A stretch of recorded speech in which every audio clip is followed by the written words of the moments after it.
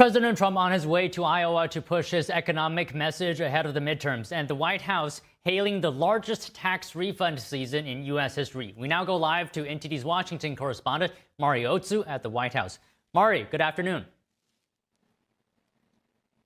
Don, good afternoon. That's right. President Trump is headed to Des Moines, Iowa today, where he's expected to visit with a local business, speak to local lawmakers, and to give a speech on affordability and the economy. And this is coming as the White House is touting that President Trump is delivering the largest tax refund season in U.S. history. The White House is also releasing a memo saying that gas prices as they stand now in Iowa are $2.56 per gallon. The White House says that that's down 46% from the high under the previous administration. And while it's expected that the Fed will hold its rates steady at its first meeting in 2026 tomorrow, Treasury Secretary Scott Bessent says that we can predict an economic boom this coming year. Take a look.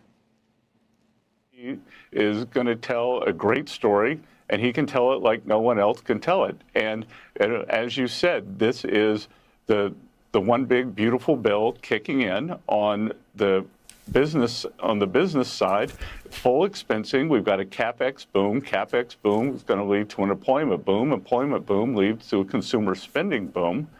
And then on the other side, as you said, his signature policies: no tax on tips, no tax on overtime, no tax on Social Security, deductibility of American-made cars. He's keeping his promises to working Americans.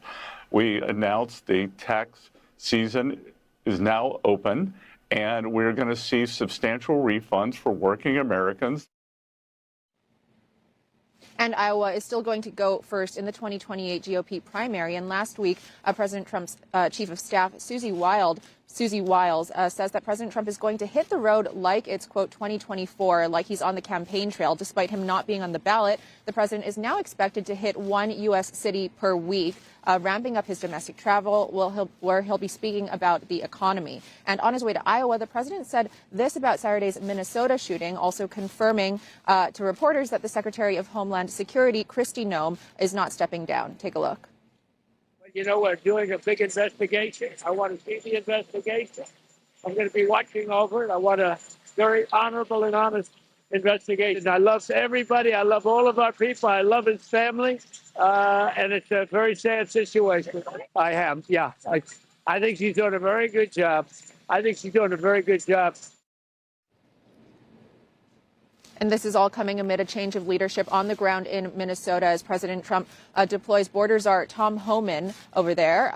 The president says that Homan will report directly back to him, President Trump, and Kristi Noem and Dan Bavino will be switched back to operations in California. Don, back to you. All right, Mari, thank you.